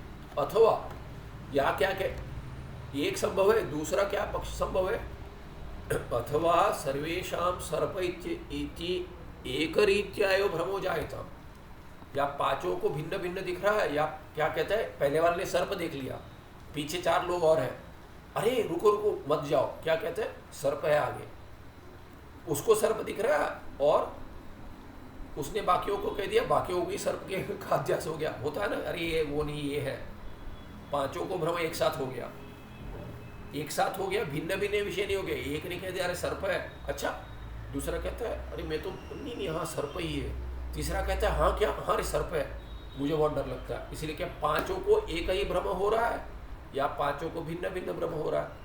तब क्या कहते हैं, अथवा सर्वेषां सर्प इति एकरीत्या भ्रमो जायता। तो ऐसा नहीं है कि जिसको सर्प का भ्रम हो रहा है, सर्प के अधिष्ठान सर्प वृत्ति उपहित चैतन्य के ज्ञान से सर्प की अगर निवृत्ति हो गई देवदत्त को, तो इसका अर्थ नहीं है, ये नहीं है कि यज्ञदत्त का सर्प भ्रम हो रहा है वो चला जाएगा।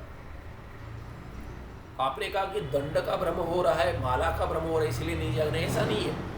भिन्न भिन्न उपाधियां, उसमें दंड दिखे, सर्प दिखे, कुछ भी दिखे, फिर भी निवृत्ति नहीं होगी। चैत्र मैत्र यज्ञदत्त का भ्रम निवारण नहीं होगा। तो कहते हैं तत्र यस्य पुरुषस्य रज्जु साक्षात्कारो जायते तस्यैव तदीय वृत्त्यवच्छिन्न चैतन्य कल्पितो अध्यासो निवर्तते।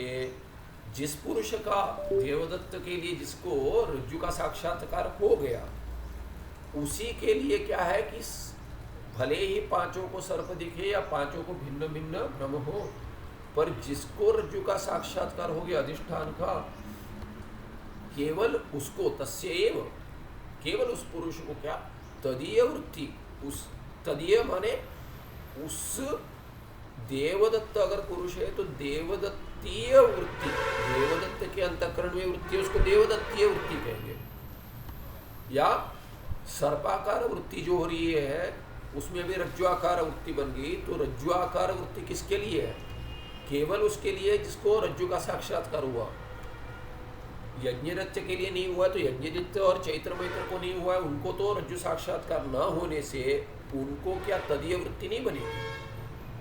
तो तदीय वृत्ति अवच्छिन्न चैतन्य, रज्जु का साक्षात्कार होने से रज्जु आकार वृत्ति बनी, वो किसकी है, वो देवदत्त की वृत्ति है, यज्ञदत्त चैत्र मैत्र इत्यादियों की नहीं है। तो क्या होगा, तदीय वृत्ति अवच्छिन्न चैतन्य कल्पित अध्यास निवर्तते। जो कल्पित अध्यास है केवल उसको, उसी पुरुष तस्यैव निवर्तते, न तो अन्यस्य।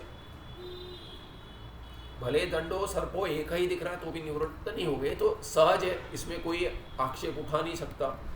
यस्य तो रज्जु साक्षात्कार, यहाँ पे 3 जकार नहीं, एक ही 2 ही जकार होने चाहिए, एक हटा दीजिए। रज्जु साक्षात्कार न भवति तस्य अध्यास निवृत्ति नास्ति, जिसको रज्जु का साक्षात्कार नहीं हुआ उसकी वृत्ति भिन्न हो रही है, क्योंकि अंतःकरण भिन्न है, इसीलिए वृत्त्युपहित चैतन्य भिन्न है, इसीलिए उसको रज्जु आकार वृत्ति नहीं बनने से उसके अज्ञान का नाश नहीं होगा, इसीलिए उसको भ्रम जो हो रहा है वो चलता रहेगा, उसका अध्यास निवारण नहीं हो, निवृत्ति नास्ति। तस्मात् वृत्त्यवच्छिन्न चैतन्यमेव कल्पितानां सर्वेषाम् अधिष्ठानम्। इसीलिए क्या सिद्ध हो गया अभी कि इस प्रक्रिया में जहाँ पे साक्षी चैतन्य एक ही दोनों अर्थाध्यास का और ज्ञानाध्यास का अधिष्ठान बनेगा, उस पक्ष में एक भ्रमित हो या नाना भ्रमित हो, उनके आकार भ्रम का आकार एक हो या भिन्न भिन्न हो, माने सर्प दिखे या सर्पदंड इत्यादि भिन्न भिन्न दिखे, तो एक व्यक्ति को भ्रम हो, भिन्न भिन्न व्यक्तियों को भ्रम हो, भिन्न भिन्न विषय का भ्रम हो या एक विषय का भ्रम हो, फिर भी इस पक्ष में अर्थाध्यास और ज्ञानाध्यास का अधिष्ठान साक्षी चैतन्य होते हुए एक ही ज्ञान से दोनों अर्थ और ज्ञान की निवृत्ति युगपथ हो जाएगी।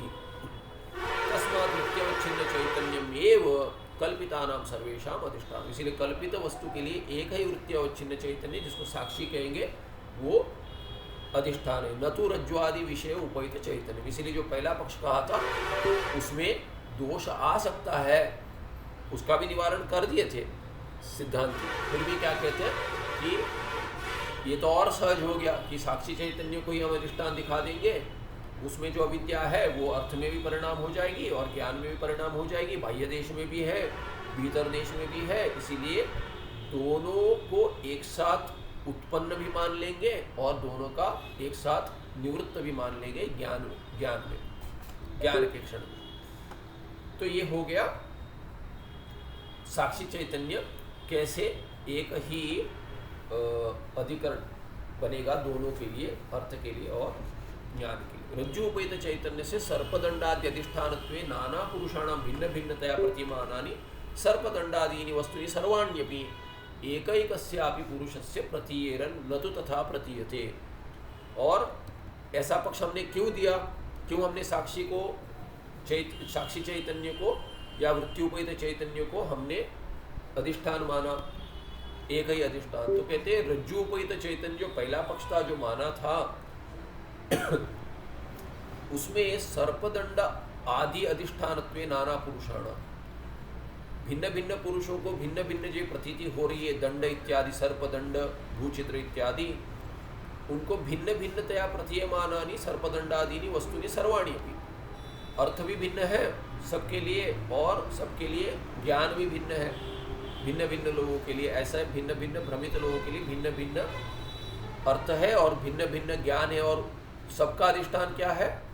अगर 5 पुरुष को 5 अर्थ दिख रहे हैं भिन्न भिन्न, 5 ज्ञान हो रहे, 10 अर्थ और ज्ञानों का 10 के लिए अधिष्ठान क्या है? एक ही रज्जुपहित चैतन्य, भिन्न भिन्न नहीं है, एक ही अधिष्ठान हो गया रज्जुपहित चैतन्य। रज्जुपहित चैतन्य तो भिन्न नहीं हो सकता पांचों के लिए, पांचों अर्थ के लिए, पांचों के वृत्तियों के लिए भी, जो अज्ञान की जो ज्ञान अध्यास कह रहे सबके लिए 10 के लिए एक ही अधिष्ठान है।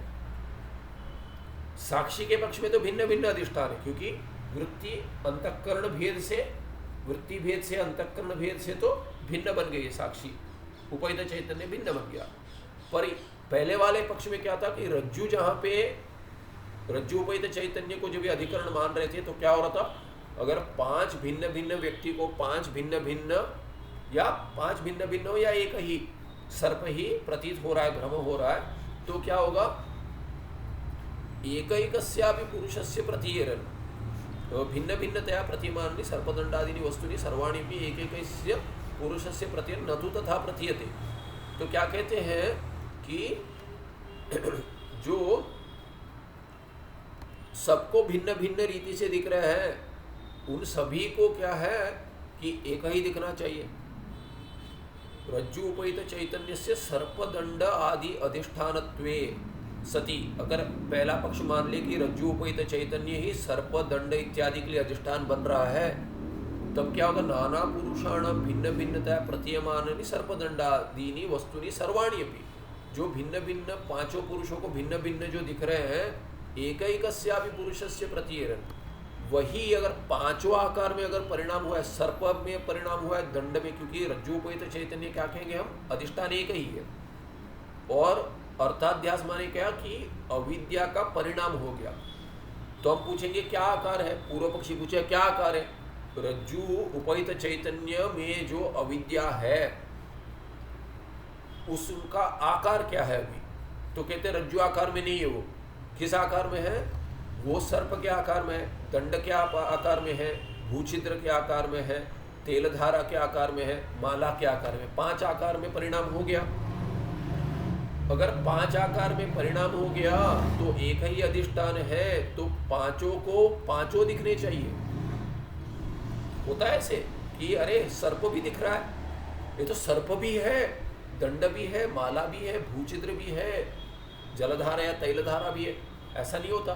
तो पूर्वपक्ष एकैकस्यापि पुरुषस्य प्रतीयरन्, सभी सर्वाणि अपि वस्तुनि, पांचों दिखने चाहिए, सभी पांचों को पांचों दिखने चाहिए, पर पांचों को क्या है? एक एक दिख रहा है। ऐसा तो संभव नहीं है, क्योंकि आपका एक ही अधिष्ठान पांचों में परिणाम ले रहा है, अधिष्ठान एक ही है।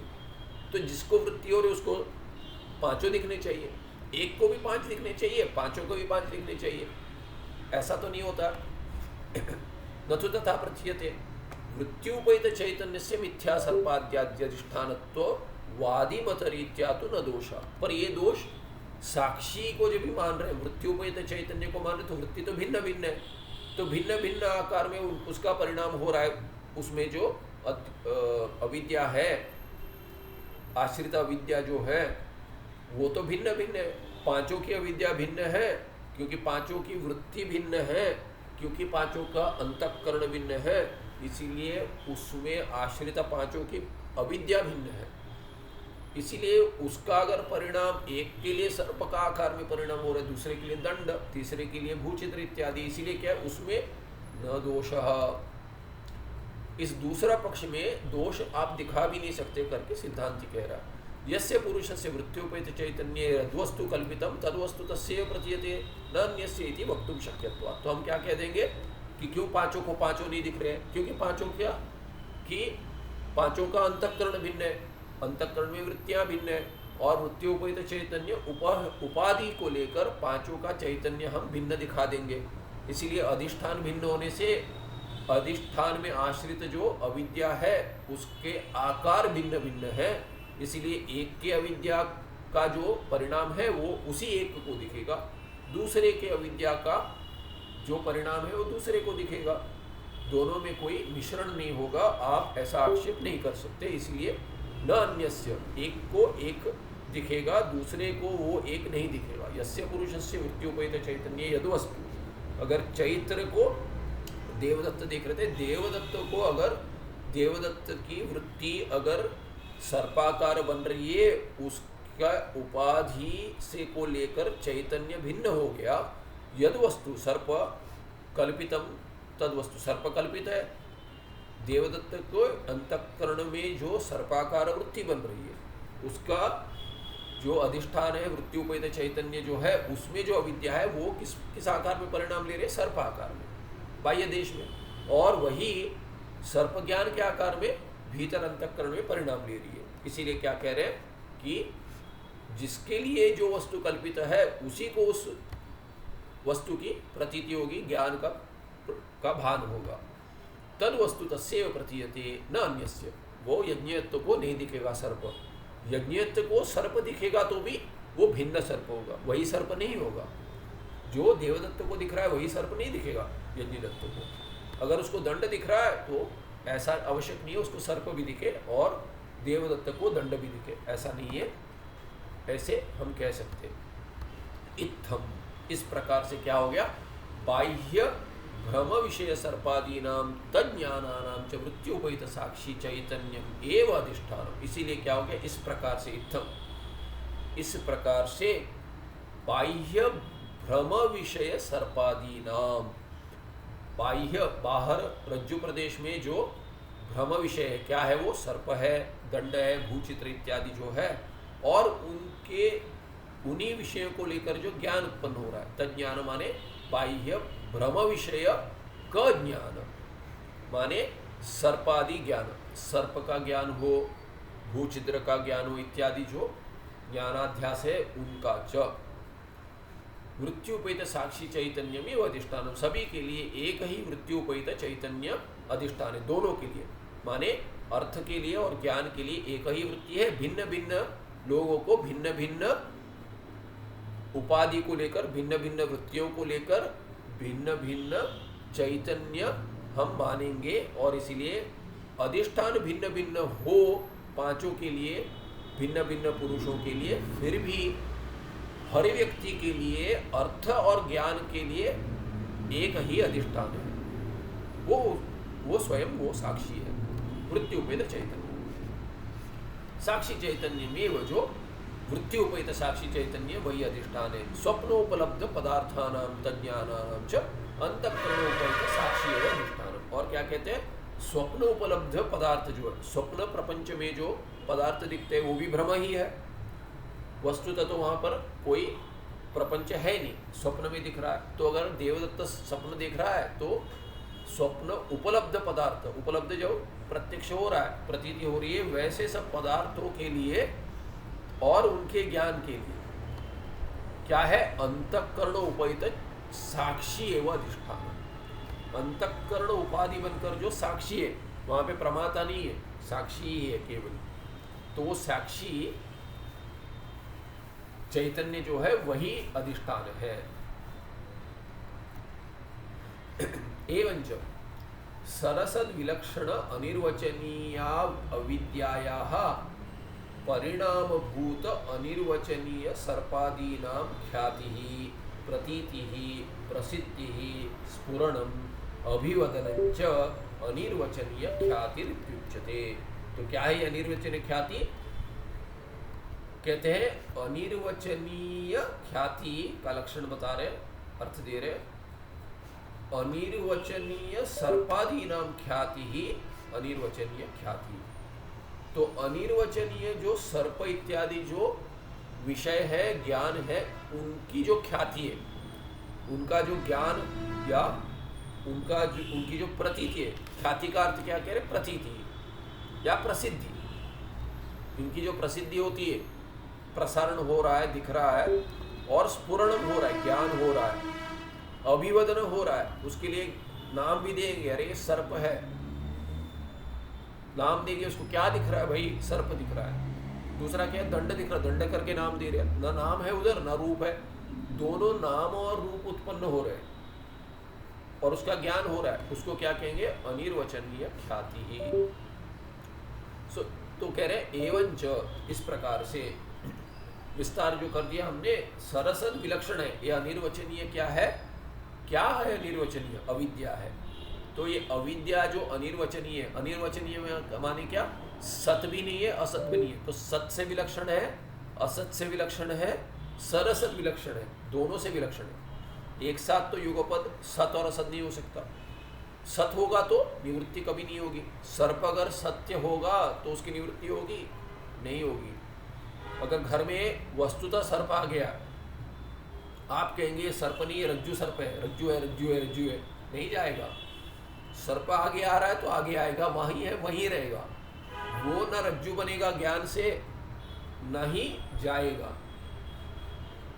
हाँ, अगर रज्जु है तो वो रज्जु जो सर्प प्रतीत हो रहा है उसको आप लाठी मारेंगे तो नहीं जाएगा। तो अगर वस्तुतः सर्प है, वो उसकी निवृत्ति ज्ञान से नहीं होगी, और अगर वो भ्रांति से सर्प बना है, वस्तुतः रज्जु है, तो उसको लाठी से नहीं, हम हटा नहीं सकते, कर्म से नहीं हटा सकते। तो जो वस्तु सत्य है उसका निवारण तो कभी नहीं होगा, उसका निवारण तो होगा ही नहीं।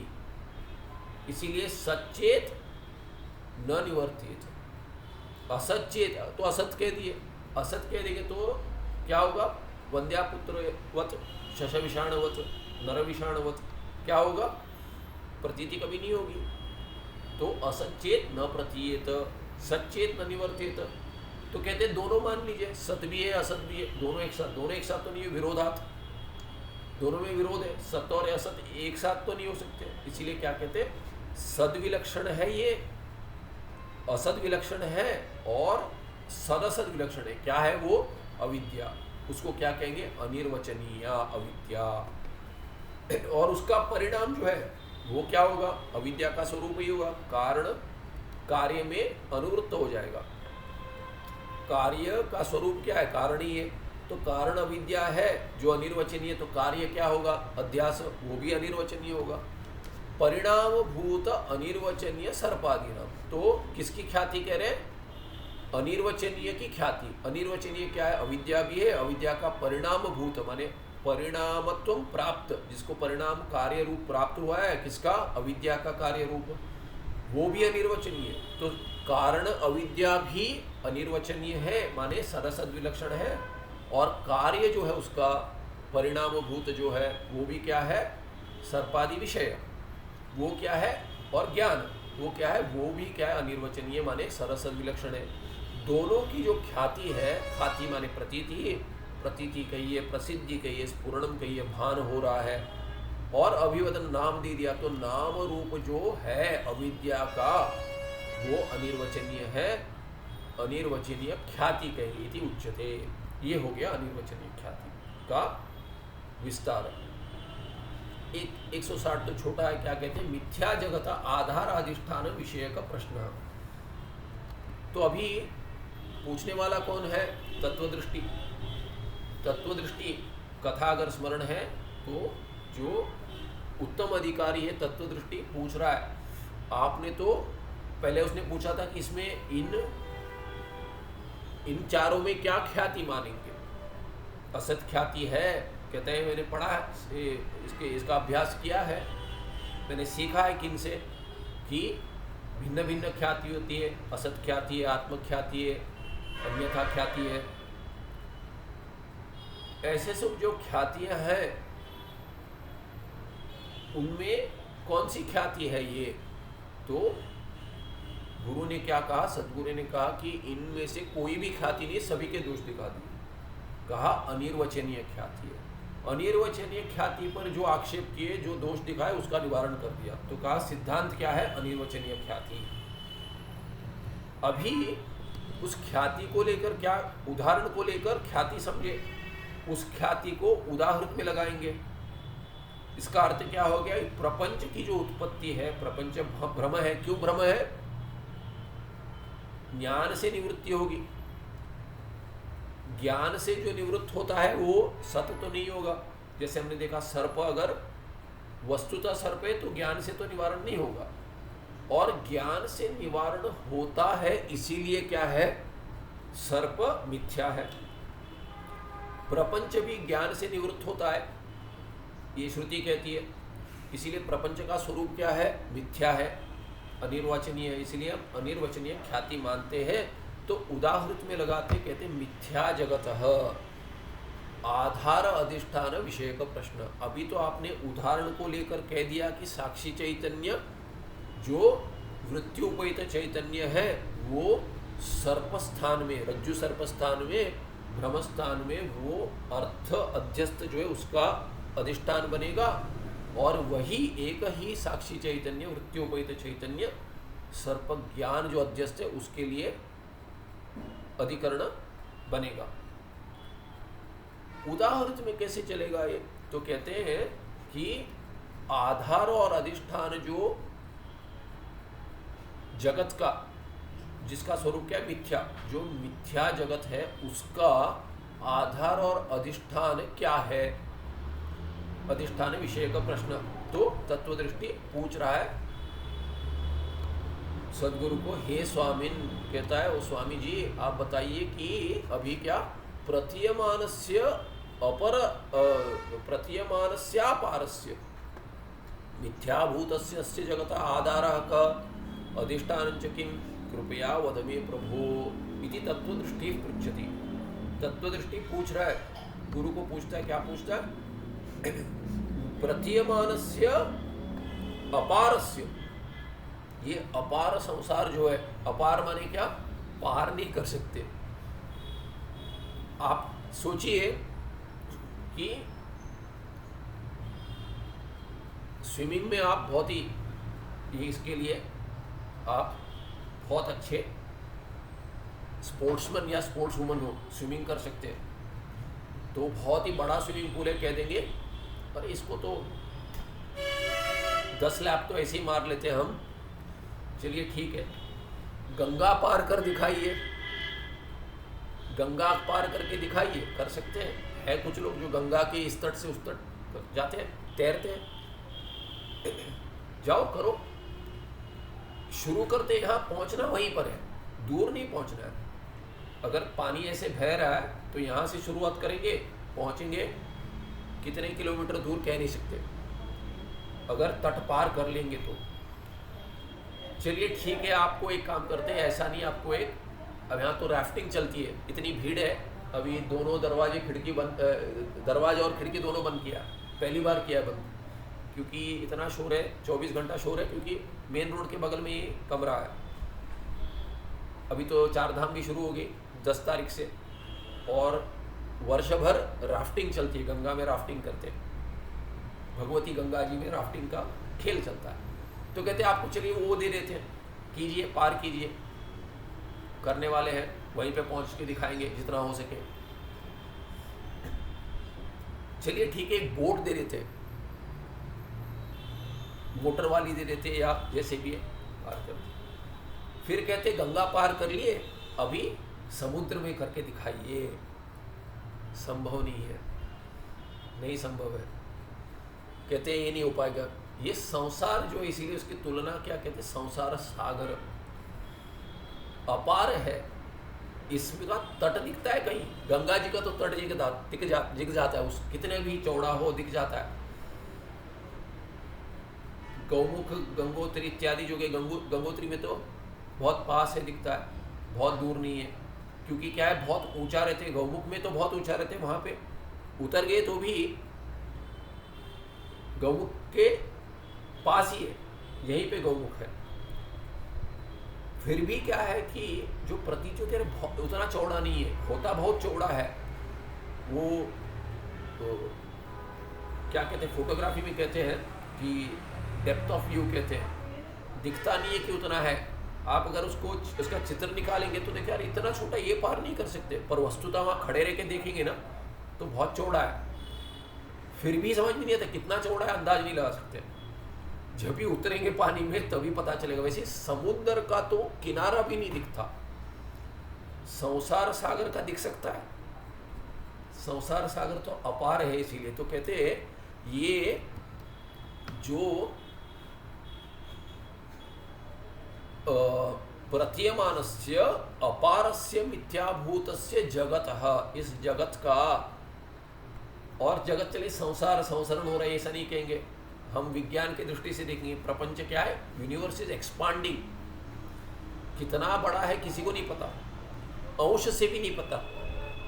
जितना जाना है भिन्न भिन्न टेलीस्कोप द्वारा और भिन्न भिन्न विज्ञानियों ने जो जाना है, नोबेल प्राइज विनर ने, उनको पूछे कितना अंश जाना है, वो अंदाज नहीं लगा सकते, क्योंकि जो एक्सपांड हो रहा है, जिसका विस्तरण चल ही रहा है, उसका कैसे अंश निकालेंगे।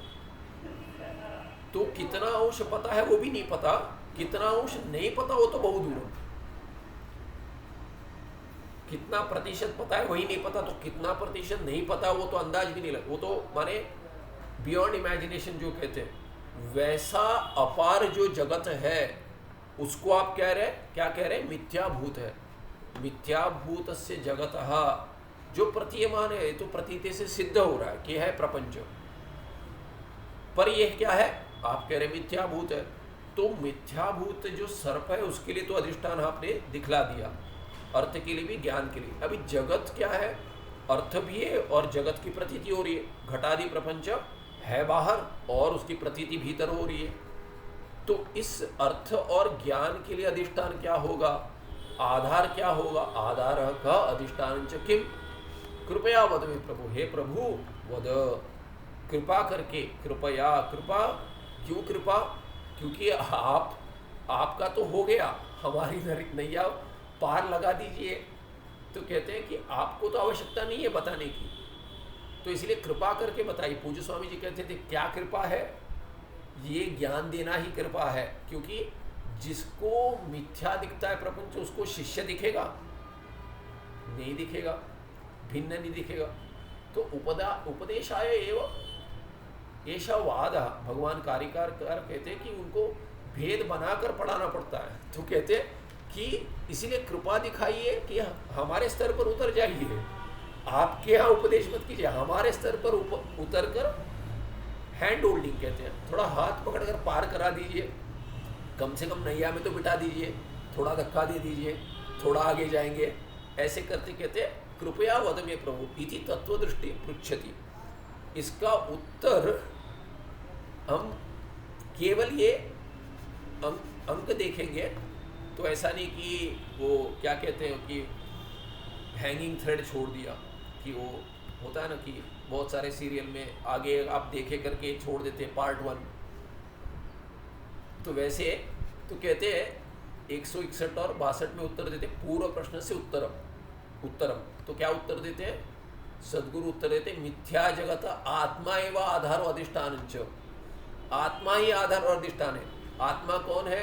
तत्वदृष्टि जो पूछ रहा है वही आत्मा है, उसका स्वरूप तो आत्मा है। तो कहते भाई तुम ही हो उसका आधार। ये है दृष्टि सृष्टिवाद, ये उत्तम अधिकारी को ज्ञान दे रहे। उसके बाद विस्तार करेंगे, पर कह रहे आत्मा ही है साक्षी चैतन्य। कह दिया हमने पहले, साक्षी कौन है? तुम ही हो साक्षी। जो ये प्रश्न पूछ रहा है, तुम जो प्रश्न पूछ रहे तुम्हारा स्वरूप क्या है? कहते तुम ही साक्षी हो। जैसे सर्प के लिए, अर्थ के लिए और ज्ञान के लिए दोनों अध्यास, अर्थाध्यास और ज्ञान अध्यास के लिए साक्षी ही, जिसको प्रतीति हो रही है, जिसको भ्रम हो रहा है, वही अधिष्ठान है। जगत किसको दिख रहा है? तुम्हें दिख रहा है।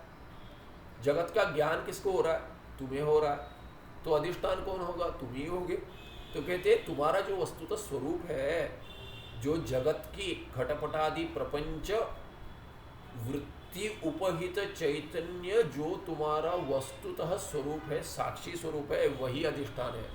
इसका विस्तार अगले पाठ में देखेंगे।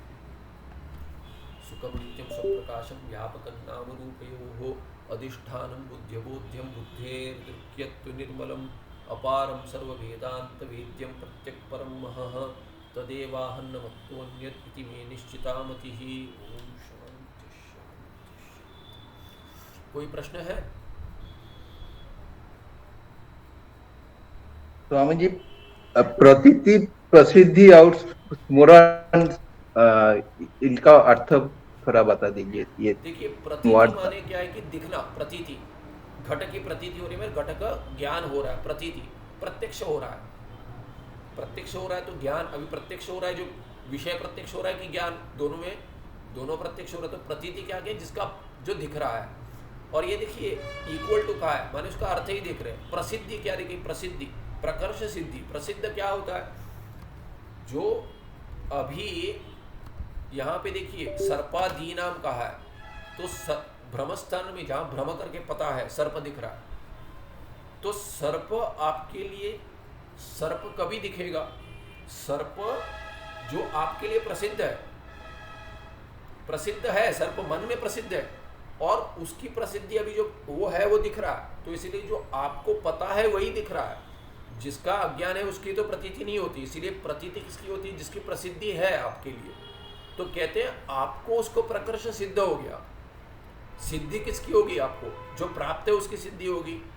सिद्धि किसको कहते हैं? जो प्राप्त है। अभी तंत्र इत्यादि में, बंगाल में तो बहुत है, बंगाल में कहते हैं ना कि इनको बहुत सिद्धि प्राप्त है। किसकी सिद्धि प्राप्त है? उनके लिए प्रत्यक्ष है वो, तो प्राप्त जो है उसको सिद्धि कहेंगे। तो इसमें अभी प्रतीति क्या हो रही है? प्राप्त है, घटपटादि प्राप्त है, वैसे ही सर्पादि प्राप्त है, ज्ञान में प्राप्त है, विषय प्राप्त है, इसीलिए दिख रहा है, सामने है, तो इसको प्रसिद्धि कहेंगे। और स्फुरणम माने भान, स्फुरणम हो रहा है, स्पंदन हो रहा है, भान हो रहा है ज्ञान में, उसको कहेंगे। तो इसमें क्या है, प्रतीति, प्रसिद्धि और स्फुरण में तीनों में क्या आ गया, अर्थ इन सब, और अभिवदन, अभिवदन माने नाम।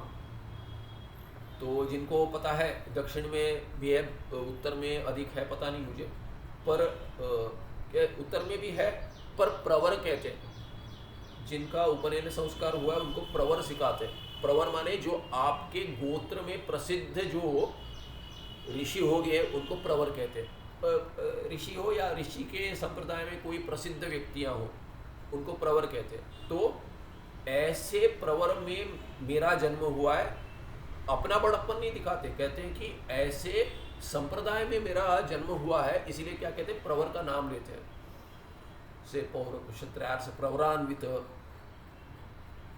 आंगिरस गोत्रोत्पन्न, आंगिरस गोत्र में जिनमें ऐसे प्रवर, ऐसे व्यक्ति आ गए, उनमें ऐसा यजुशाखी इत्यादि ऐसी शाखा के अंतर्गत मेरा जन्म हुआ है करके ऐसा अभिवादन करते, अहम वो अभिवादये, तो अभिवादन मेरा अपना नाम देते हैं, तो मैं ऐसे ऐसे हूँ करके। तो ऐसे ही क्या है कि इस ख्याति माने इसका नाम भी दे देते हैं, सर्प करके नाम दे दिया, दंड नाम दे दिया, किसका नाम है, वस्तुतः वो चैतन्य को एक नाम दे रहे हैं।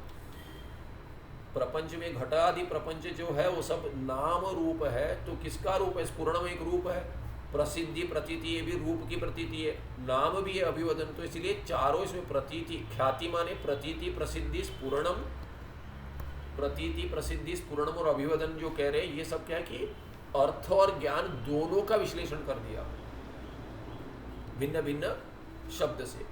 एक का शब्द नाम और रूप दोनों हो सकता है, प्रतीति नाम की भी होती है, रूप की भी होती है, प्रसिद्धि भी नाम की भी हो सकती है, रूप की, स्फुरणम भी नाम और इसका होता है, अभिवदन तो नाम कहते हैं, पर नाम दे दिया तो रूप होता ही है।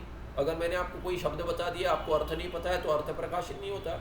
मीमांसक कहते जो पद और पदार्थ है उसका नित्य संबंध है। तो मैंने घट कह दिया तो बुद्धि में घटा आएगा, अगर गो शब्द गाय कह दिया तो आपको बुद्धि में गाय आती है, रूप देखा होगा रूप आता है, प्रकाशित होता ही होता है। अगर मैंने कह दिया कि सौम कह दिया, आप कहेंगे सौम क्या होता है, मैंने कह दिया इस माउस को मैंने सौम कह दिया, सौम पता नहीं, मैंने कहा कि उल्टा बोल दिया, कुछ ऑटिस्टिक है तो माउस को सौम कह दिया, कुछ प्रकाशित हुआ नहीं हुआ, पूरे सौम क्या है, तो मैं क्या अरे गलती से बोल दिया माउस कहती है, आपको ये भी प्रतीत हो सकता है, या तो चूहा भी प्रतीत हो सकता है। दोनों भिन्न भिन्न शब्द है, एक ही अक्षर है, पर एक ही अक्षर का समूह है, किंतु भिन्न भिन्न अर्थ है, तो दोनों में जुड़ा होता है वो, इसलिए कोई तो प्रकाशित हो जाता है, दोनों प्रकाशित भी हो सकते हैं, नित्य संबंध है उनमें, तो बिना उसके तो ज्ञान नहीं, इसलिए नाम और रूप जुड़े हुए हैं। तो ये अभिवदन में भी क्या है कि कह दिया नाम तो रूप भी प्रकाशित हो जाता है किसी आकार में, तो ऐसे ही शब्द आकार में भी हो सकता है। ओम कह दिया तो ओम शब्द का आकार बनता है, ओम का लिखा हुआ ओम नहीं, शब्द रूप है ओम। तो वैसे ये क्या है कि उसको ख्याति कहते हैं, ये भिन्न भिन्न शब्द से नाम और रूप का ग्रहण हो जाता है। ठीक है, और कुछ प्रश्न है और किसी को? नहीं, तो ठीक है, कल भी पाठ होगा, परसों भी होगा। अगर आज पीछे बहुत आवाज़ आ रही थी क्या? मैंने तो ये ईयरफोन डाले, ठीक है ना? ठीक है, थोड़ा बस का हॉर्न सुन रहा है, बट अदरवाइज इट्स ओके। सब है, वो सब है, गुड फॉलो। इसमें अभी अदरवाइज ठीक है, का भी अभ्यास हो गया, तो ये तो रहेगा अभी, तो ऐसे पाठ चलाना नहीं, लेकिन आपको वॉइस को इंटरप्ट नहीं करता, पीछे आवाज सुन रही है, बस उतना ही है। ठीक, चलिए थोड़ा पीछे रहना चाहिए, क्योंकि मैंने रहना चाहिए नहीं, करो रह दे तो भी थोड़ा संस्कार रहेगा कि शोर में क्या चुने। तो जो प्रपंच में जो शोर होता है हमारे सामने बहुत सा होता है, तो श्रेयश्च प्रेयश्च करके कठोपनिषद में होता है, उसमें क्या श्रेयस है वो चुने, थोड़ा उसका अभ्यास हो जाएगा, ऐसे तितिक्षा का अभ्यास हो जाएगा, मेरे लिए भी आपके लिए भी। ठीक है, चलिए नमस्ते।